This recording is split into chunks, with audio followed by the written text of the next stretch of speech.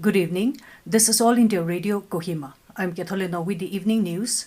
The headlines: Prime Minister Narendra Modi says textile sector is key to realizing self-reliant India. Union Health Minister Dr. Harsh Vardhan says COVID-19 is a global challenge which requires global solutions. Nagaland's COVID-19 tally climbs up to 6,552 with 123 cases reported today, and Union Minister Prakash Javadekar asserts country is moving towards one nation, one market, says farmers now have freedom to sell at highest price available. Prime Minister Narendra Modi has said that the textiles sector is a key sector that will help build an Atmanirbhar Bharat or self-reliant India.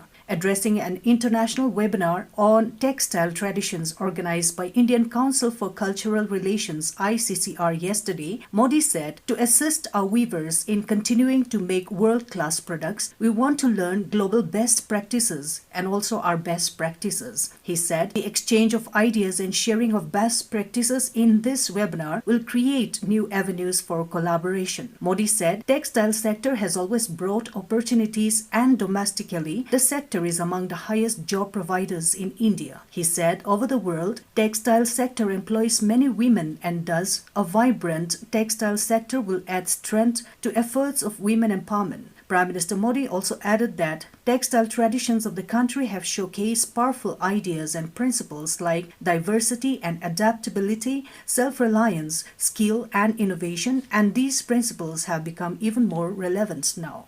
Union Health Minister Dr. Harsh Vardhan said that COVID-19 is a global challenge which requires global solutions. He urged everyone to strictly adhere to the precautions and guidelines as advised by the Health Ministry from time to time. In his weekly address Sunday Samvad, Dr. Harsh Vardhan shared the country's way forward in tackling the coronavirus pandemic, informing about availability of COVID vaccines in the country and the people who would be getting its initial shots. He said the government has formed high-level committees under the Health Ministry to understand the timeline of availability of the vaccines currently in phase 3 trials in the country. Dr. Harsh Vardhan said government is also in discussion with the vaccine manufacturing companies to work out on a swift supply mechanism and vaccine storage facilities. In Nagaland, 123 fresh positive cases of COVID-19 were detected today. Health and Family Welfare Minister S. Pangnupom in a tweet informed that 74 cases were reported from Dimapur, 48 in Kohima, and 1 in Longlang.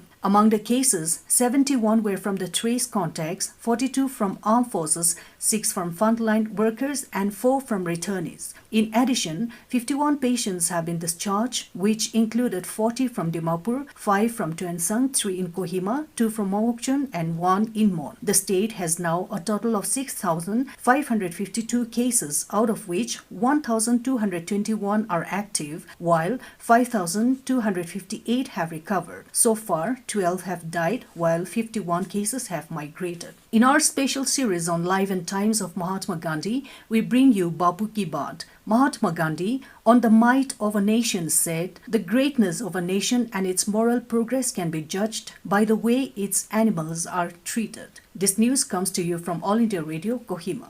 Union Minister for Information and Broadcasting Prakash Javadekar said in Panaji, Goa today that all the 3 agricultural reform bills passed by the central government will benefit the farmers. He added that the country is moving towards one nation, one market. He said, for all the industrial produce, the selling price is fixed by the producer, but only in the case of agricultural produce, the selling price is fixed by the agents. Now, after passage of this act, the producer, that is, the farmer, will have the priority to decide the selling price. He added that farmers now have the freedom to sell at the highest price available or offered. Javadekar said the minimum support price MSP will not go. On the contrary, the government has paid much higher MSP to farmers. Onion, potato, oil has been removed from the Essential Commodities Act. The minister said now farmers can store their produce and sell to whoever they wish to.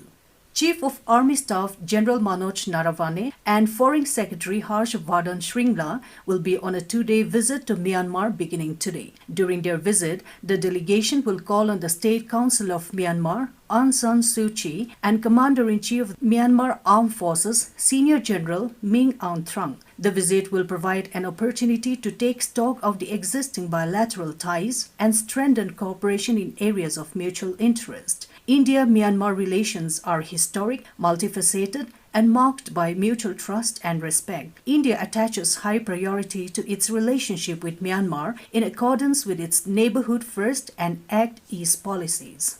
The Civil Services exam for selection to Indian Administrative Service, Indian Foreign Service, and Indian Police Service and other civil services has begun today. Selection to the civil services is done through a preliminary exam, a main exam, and an interview which are conducted by the Union Public Service Commission (UPSC). Candidates who clear the UPSC Civil Services Prelims will be shortlisted for the main exam, which is scheduled to be held in January next year. UPSC had earlier scheduled the exam on May 31st. Due to COVID-19 pandemic, the exam was postponed.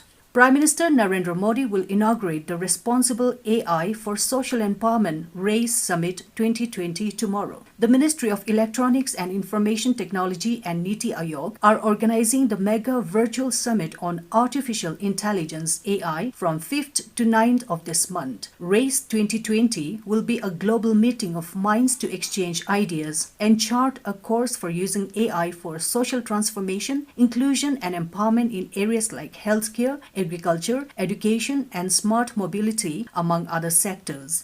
At the RAISE 2020, delegates and experts in research, policy, and innovation on artificial intelligence will join from across the globe.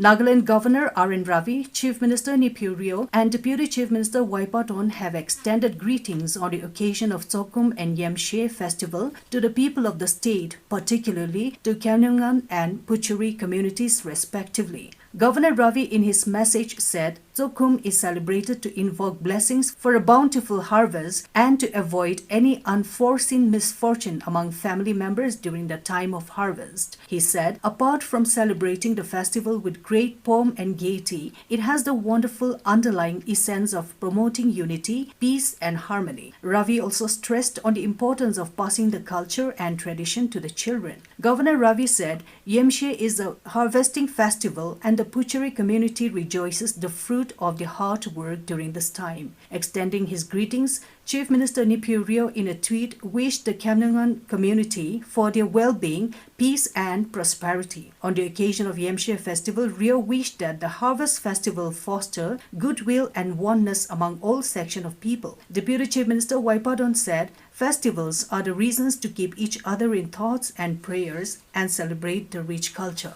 And Prime Minister Narendra Modi paid rich tributes to revolutionary freedom fighter Shyamji Krishna Varma on his birth anniversary today and said that the freedom fighter devoted his life towards India's freedom and inspired many nationalists. Modi said the nation bows to the legendary nationalist on his Jayanti. The Prime Minister said the country will always work hard to realize his vision for the nation. To end the news, the headlines here again. Prime Minister Narendra Modi says textile sector is key to realizing self-reliant India. Union Health Minister Dr. Harsh Vardhan says COVID-19 is a global challenge which requires global solutions. Nagaland's COVID-19 tally climbs to 6,552 with 123 cases reported today. And Union Minister Prakash Javadekar asserts country is moving towards one nation, one market, says farmers now have freedom to sell at highest price available. That's all we have in this evening news bulletin.